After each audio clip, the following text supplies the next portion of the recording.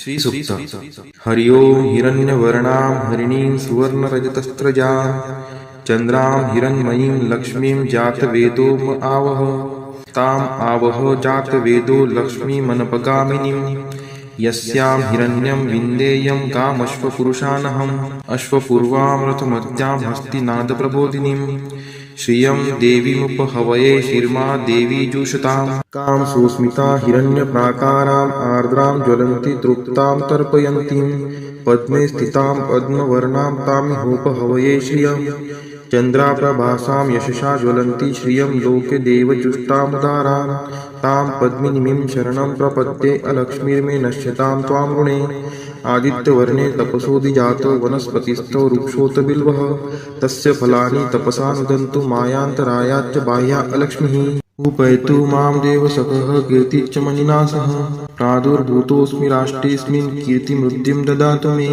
क्षुत्पिपासामलां ज्येष्ठाम् अलक्ष्मीं नाशयाम्यहम् अभूतिं समृद्धिं च सर्वा निर्नुद्मे गृहात् गन्धद्वारां दुराधर्षां निष्टपुष्टां करीषिणीम् ईश्वरी सर्वभूतानां तामिहोपहवये श्रियं मनसः काममाकुतिं वाचः सत्यमशीमहि पशूनां रूपमन्नस्य मयि श्रीश्रयतां यशः कर्दमेन प्रजाभूता मयि सम्भवकर्दम श्रियं वासय मे कुले मातरं पद्ममालिनीम् आपः स्रजन्तु स्निग्धानि चिक्लितवसमे गृहे नीचदेवीं मातरं श्रियं वासय मे कुले आर्द्रायः कर्णीं यष्टिं सुवर्णां हेमालिनीं सूर्यां हिरण्मयीं लक्ष्मीं जातवेदो म आवह आर्द्रां पुष्करिणीं पुष्टिं पिङ्गलां पद्ममालिनीं चन्द्रां हिरण्मयीं लक्ष्मीं जातवेदो म आवह तां म आवह जातवेदो लक्ष्मीमनपगामिनीं यस्यां हिरण्यं प्रभूतं गावो दाशोऽश्वान् विन्देयं पुरुषानहम्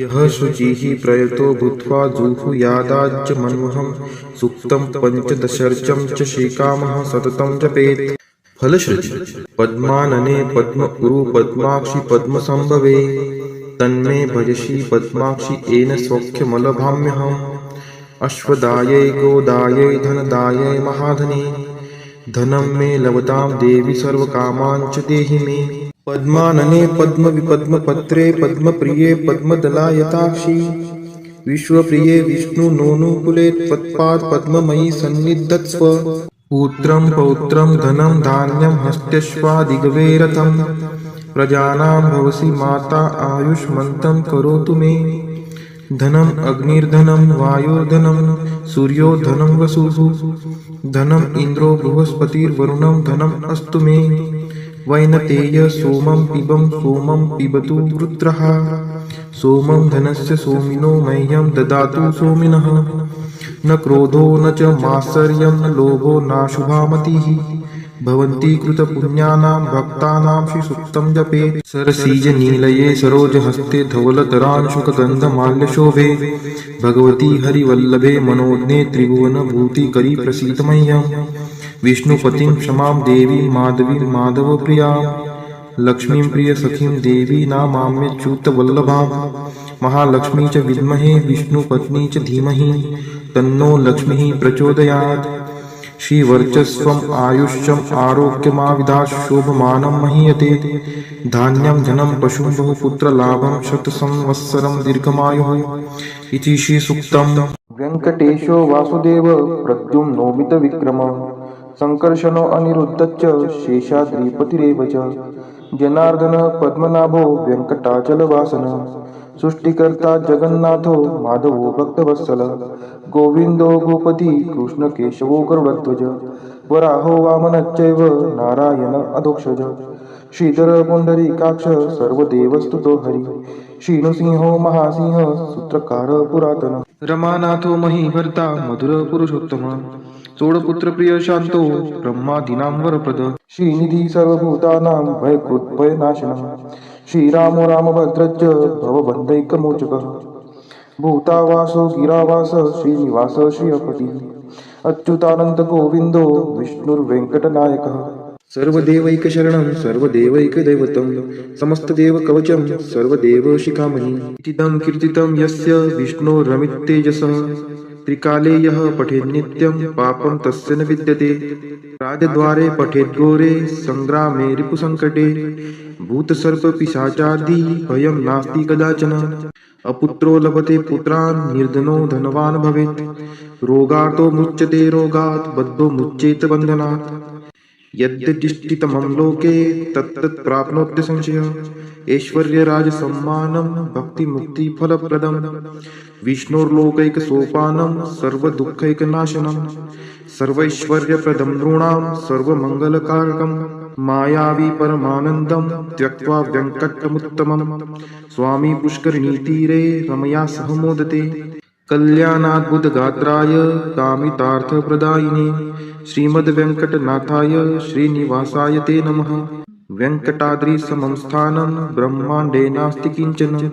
वेङ्कटेशसमो देवो न भूतो न भविष्यति। इति ब्रह्माण्डपुराणे ब्रह्मनारद संवादे श्री वेङ्कटस्तोत्रं सम्पूर्णम्। ॐ नारायणाय विद्महे वासुदेवाय धीमहि तन्नो विष्णु प्रचोदयात्। ॐ नारायणाय विद्महे वासुदेवाय धीमहि तन्नो विष्णु प्रचोदयात्। ॐ नारायणाय विद्महे वासुदेवाय धीमहि तन्नो विष्णु प्रचोदयात्। ॐ नारायणाय विद्महे वासुदेवाय धीमहि तन्नो विष्णु प्रचोदयात्। ॐ नारायणाय विद्महे वासुदेवाय धीमहि तन्नो विष्णु प्रचोदयात्। ॐ नारायणाय विद्महे वासुदेवाय धीमहि तन्नो विष्णु प्रचोदयात्। ॐ नारायणाय विद्महे वासुदेवाय धीमहि तन्नो विष्णु प्रचोदयात्। ॐ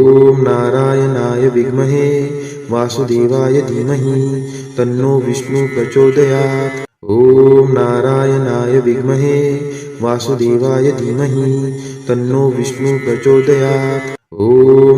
नारायणाय विद्महे वासुदेवाय धीमहि तन्नो विष्णु प्रचोदयात्। ॐ नारायणाय विद्महे वासुदेवाय धीमहि तन्नो विष्णु प्रचोदयात्। ॐ नारायणाय विद्महे वासुदेवाय धीमहि तन्नो विष्णु प्रचोदयात्। ॐ नारायणाय विद्महे वासुदेवाय धीमहि तन्नो विष्णु प्रचोदयात्। ॐ नारायणाय विद्महे वासुदेवाय धीमहि तन्नो विष्णु प्रचोदयात्। ॐ नारायणाय विद्महे वासुदेवाय धीमहि तन्नो विष्णु प्रचोदयात्। ॐ नारायणाय विद्महे वासुदेवाय धीमहि तन्नो विष्णु प्रचोदयात्। ॐ महालक्ष्मी च विद्महे विष्णुपत्नी च धीमहि तन्नो लक्ष्मी प्रचोदयात्। ॐ महालक्ष्मी च विद्महे विष्णुपत्नी च धीमहि तन्नो लक्ष्मी प्रचोदयात्। ॐ महालक्ष्मी च विद्महे विष्णुपत्नी च धीमहि तन्नो लक्ष्मी प्रचोदयात्। ॐ महालक्ष्मी च विद्महे विष्णुपत्नी च धीमहि तन्नो लक्ष्मी प्रचोदयात्। ॐ महालक्ष्मी च विद्महे विष्णुपत्नी च धीमहि तन्नो लक्ष्मी प्रचोदयात्। ॐ महालक्ष्मी च विद्महे विष्णुपत्नी च धीमहि तन्नो लक्ष्मी प्रचोदयात्। ॐ महालक्ष्मी च विद्महे विष्णुपत्नी च धीमहि तन्नो लक्ष्मी प्रचोदयात्। ॐ महालक्ष्मी च विद्महे विष्णुपत्नी च धीमहि तन्नो लक्ष्मी प्रचोदयात्। ॐ महालक्ष्मी च विद्महे विष्णुपत्नी च धीमहि तन्नो लक्ष्मी प्रचोदयात्। ॐ महालक्ष्मी च विद्महे विष्णुपत्नी च धीमहि तन्नो लक्ष्मी प्रचोदयात्। ॐ महालक्ष्मी च विद्महे विष्णुपत्नी च धीमहि तन्नो लक्ष्मी प्रचोदयात्। ॐ महालक्ष्मी च विद्महे विष्णुपत्नी च धीमहि तन्नो लक्ष्मी प्रचोदयात्। ॐ महालक्ष्मी च विद्महे विष्णुपत्नी च धीमहि तन्नो लक्ष्मी प्रचोदयात्। ॐ महालक्ष्मी च विद्महे विष्णुपत्नी च धीमहि तन्नो लक्ष्मी प्रचोदयात्। ॐ महालक्ष्मी च विद्महे विष्णुपत्नी च धीमहि तन्नो लक्ष्मी प्रचोदयात्। ॐ महालक्ष्मी च विद्महे